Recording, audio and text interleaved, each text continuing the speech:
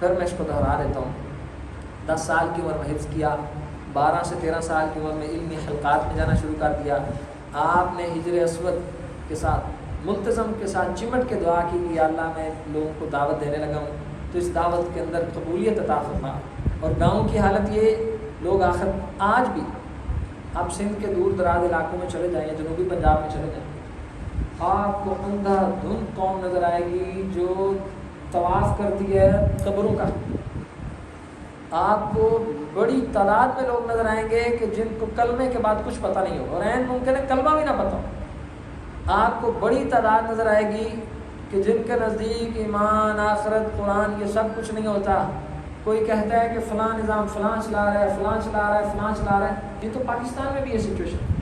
تو یہ ان کے جو گاؤں کی کیفیت تھی، اس نے ان کو بہت زیادہ اکسایا کہ اللہ کے حضور جا کے دعا کریں. اور پھر انہوں نے دعوت دینا شروع کی ریانہ سے. ریانہ سمجھے ان کے گاؤں کے قریب علاقہ تھا.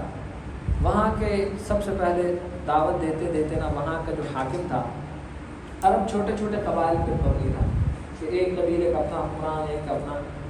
اب اس حکمران کے ساتھ مل کے نا، حکمران کے لیے جائز ہے، انہوں نے اس کو تبلیغ کی، سمجھایا کہ یہ قبریں شبریں اس طرح کچھ نہیں ہوتی. وہ حکمران نے قبریں وہاں کی پکی گرا دی. ساتھ والی ساری بستیوں نے اتنا اس پہ پریشر ڈالا کہ اس نے ان سے معذرت کر لی کہ معذرت اب میں آپ کو نہیں سنبھال سکتا، آپ ہمارا علاقہ چھوڑ کے چلے جائیں. علاقہ چھوڑ کے چلے گئے. جب آگے گئے تو اس اگلے حکمران کو دعوت دینے والے بندے تھے، انہوں نے قائل کیا ایک عورت نے زنا اور بدکاری کی. انہوں نے اسے بتایا کہ شریعت میں زنا اور بدکاری کی حد یہ کہ اس کو رجم کیا جائے، شادی شدہ عورت جب یہ کرے. اب اس حاکم کو بھی یہ بات سمجھ آئی، انہوں نے عورت رجم کر دی.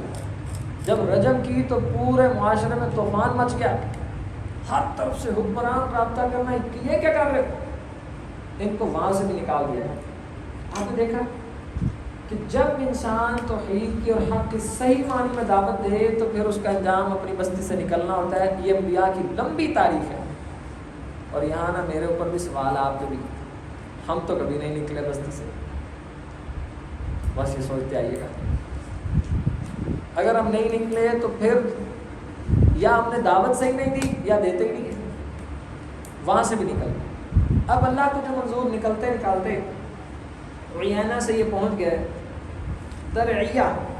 ایک علاقے میں جب پہنچے نا درعیہ، تو وہاں موزی بنت سلطان، وہاں کی جو حاکم کی بیوی تھی نا، اس بیوی نے حاکم کو مشورہ دیا، ان ھذا الرجل ساقہ اللہ الیہ فہو غنی